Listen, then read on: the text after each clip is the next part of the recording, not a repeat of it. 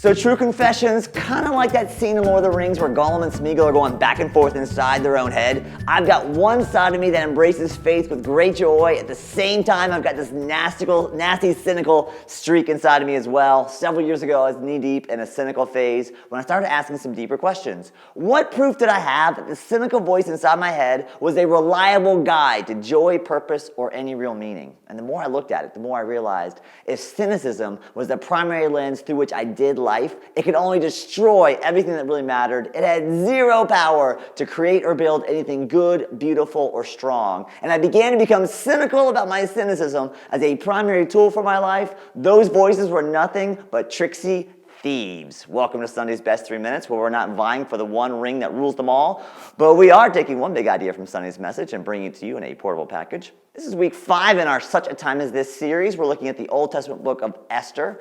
Esther and the Jewish people are in exile, scattered across the Persian Empire around 450 BC.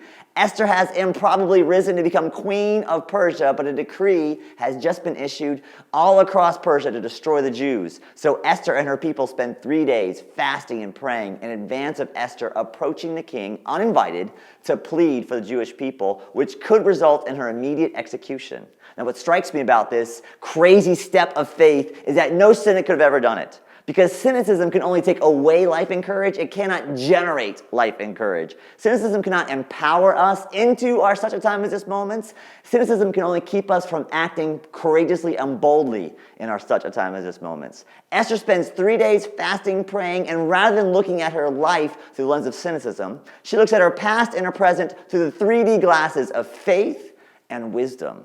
Looking at life through faith and wisdom rather than cynicism enables her and us to see things rightly. The right things pop out. See, one of the objections of any cynic is the only alternative is to be an idiot. But cynicism is always fearful and self-protective, and that's just more of the fear talking. The scriptures invite us to be neither cynics nor idiots, but rather into a third life-giving option to become men and women who live faithfully and with wisdom.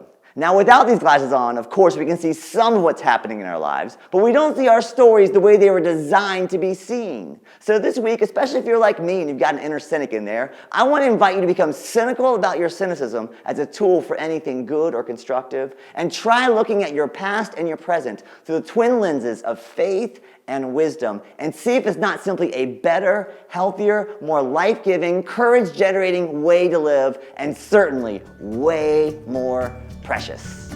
Thanks for watching this week on Sunday's Best 3 Minutes.